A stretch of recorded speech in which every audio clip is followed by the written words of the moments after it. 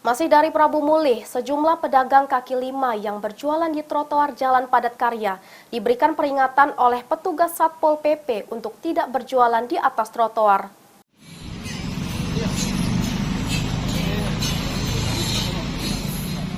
Menjamurnya pedagang kaki lima di Jalan Padat Karya, Kelurahan Gunung Ibul, Kota Prabu Mulih, membuat petugas Satpol PP dan Kelurahan mulai menertibkan pedagang maupun pemilik usaha ruko yang membandel menggunakan trotoar.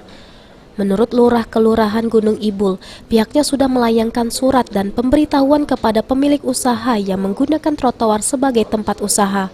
Saat ini menurut Lurah, sidak yang dilakukan hanya bersifat teguran, namun minggu depan pihaknya bersama Satpol PP akan mulai menindak pedagang yang masih berjualan di atas trotoar. Banyak, hampir rata-rata melanggar. Jadi dari tempat usahanya, dari atapnya, dari merek ininya, tulisannya, banner dan lain-lain. Idealnya seperti apa Pak jalan trotoar ini Pak? Idealnya di trotoar ini tidak boleh ada apapun. Ini harus bersih. Harus steril berarti? Harus steril, karena jalur dijalankan.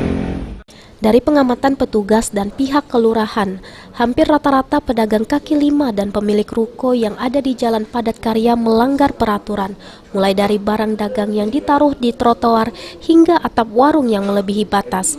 Beni Firdaus, PAL TV.